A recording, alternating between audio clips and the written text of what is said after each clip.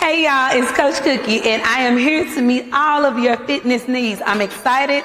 Come and see me. So I'm offering so much stuff here. I have dance fitness, and I'm talking about all kinds of dance, sexy dance, hip hop dance, line dance. Come see me.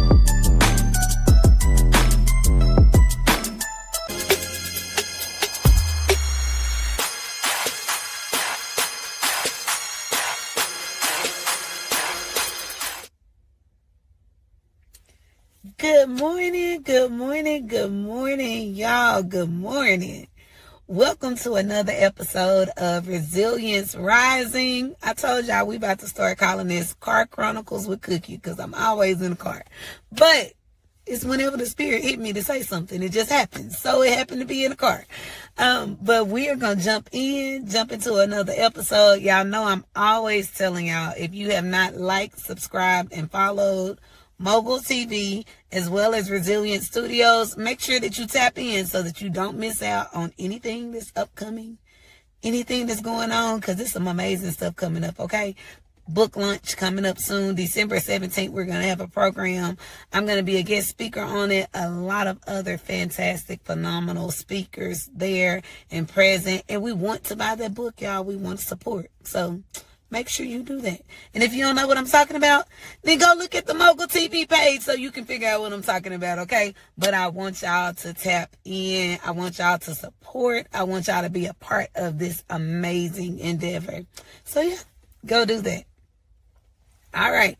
So this morning, what was on my mind had to do with a situation that I encountered this weekend. Y'all know I live for learning.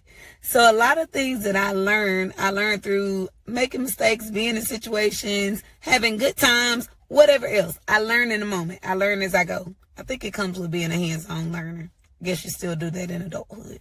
I don't know.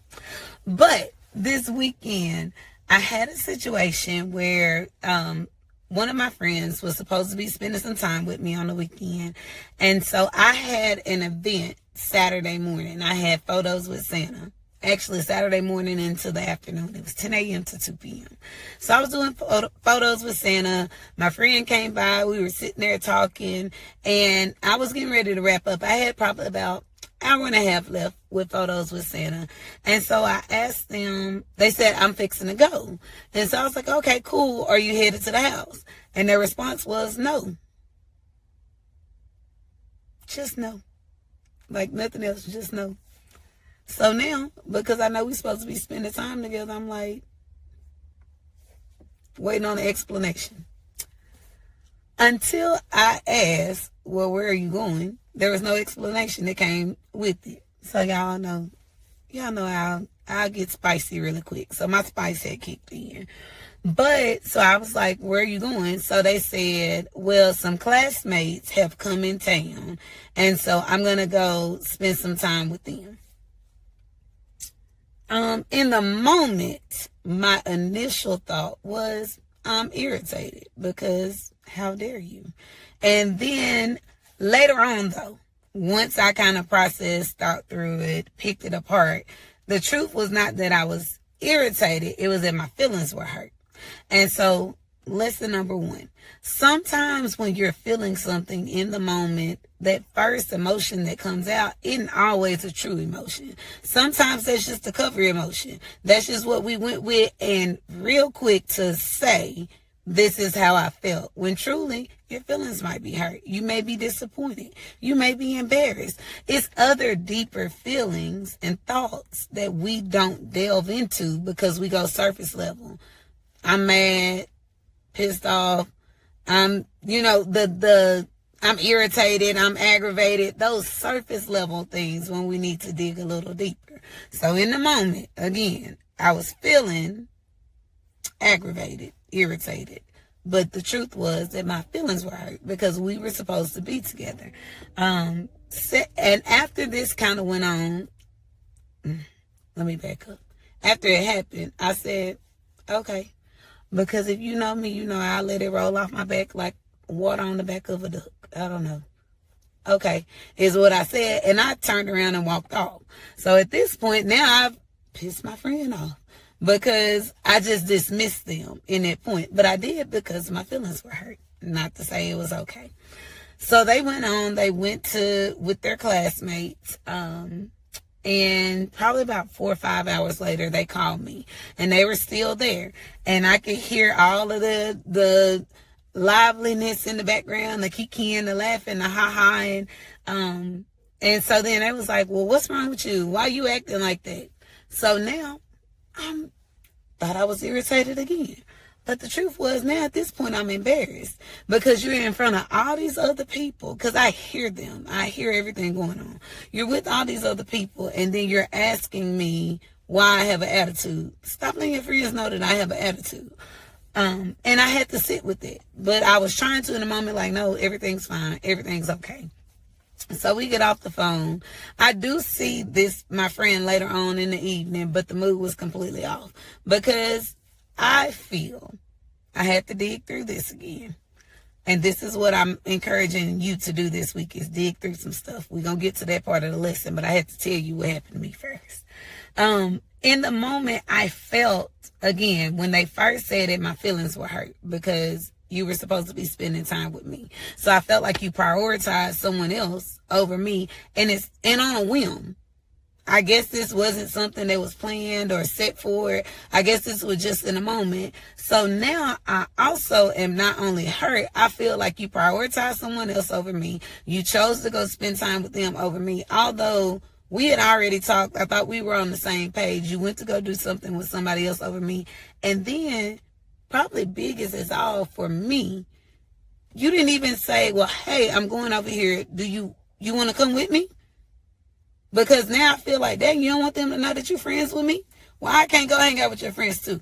Yes, they're not my classmates. But with this friend, anything that I go to, I always, hey, you want to go? Hey, you want to come? Hey, I'm going over here with so-and-so. I want you to come. I always make sure that I include them because I don't ever want you to feel less than or left out or anything else. Now, there are some situations where it's a solo with me and someone else. But I have that discussion with this friend up front. Like, hey, I'm going to go spend this time with this person. So I'm going to go spend this time with this person. But in a situation where it's a public setting, my class reunion, when we've had company parties, anything like that, I'm always like, hey, you want to come? You want to come spend time with these people? And then I'm showing them off. This is my friend, y'all. Look, this is my friend. This is my friend. Let me let you meet my friend. It's probably people out there that I've introduced them 12 times. They probably getting tired of getting introduced to my friend. But I want my friend to know that they're important. So in that moment, I felt unimportant. And then, like I said, later on, when you got in front of everybody else and asked me why I had an attitude, we were on the phone. Now I feel embarrassed. So I went through a whole course of feelings. And I didn't realize the course I had taken until I sat later on and processed it. Like I journaled it, talked about all of the things, and then went back and plugged in. This is how I felt in this moment. This is what happened in this moment. I want you to do that this week. And anytime something comes up that bothers you, it doesn't sit well with you, it makes your spirit restless, I want you to be able to get into a place of examining it. Stop taking surface level and everything that goes on. Sometimes we need to dig a little deeper to figure out what those underlying feelings are. What is it that's really pushing us to feel a certain way? And what is it that we really feel? I don't want you to have only 5 different feelings that you can name. I don't want you to be happy, sad, angry, depressed, or like, we get so surface level a lot of times with our feelings, whereas if we would go deeper and just take some time, don't rush it, go a little deeper, take some time, you could really uncover what it is that you're feeling, what the trigger was, and how to not feel that way again. It's okay to sit in some feelings. It's okay to feel sad sometimes. It's okay to feel unloved sometimes. It's okay to feel some of those things that we term bad feelings sometimes, but you got to understand the why behind it. The why behind it will help you get to the other side of it and to come out of it and to grow. We want to grow in down times. We want to grow in things that don't feel good so that we don't keep getting back into those same situations because we don't want to make it a cycle. So this week, I am encouraging you to do some work. some work. Yeah, I got my notebook over here in the car with me now. I keep my little 87 cents notebook with me all the time, because a lot of times things happen in the moment and I want to write it down. If you do it on your phone in your notes, that's fine. Write it down, because when it's fresh, you have all of the stuff. You have everything that you're feeling. You have everything that you're thinking. You have everything that's going on within you in that moment. And I don't want you just to check in with thoughts and feelings. Know how your body is feeling. Did I start feeling flustered and hot? Did I start sweating? Did I get goosebumps? Did my hair stand up on edge? Did I stand up and didn't even realize I had stood up till later on? Check in with your whole self and see how things affect and impact you, and then dig deeper and find out the meaning behind it. We have to stop working in a surface level place and start to examine ourselves deeper. Self-reflection is the key to everything. You can't have successful relationships, be it with your intimate partner, with work, with your kids, with friends. You can't have successful relationships if you don't know who you are, and you don't know what makes you tick, and you don't know what sets you off. I want you to do that work this week, okay? Find a situation. Start today. Just keep that journal with you and journal. Find something that made you feel some type of way, that you gave a surface level label to. And then I want you to unpack it. I want you to dig in it.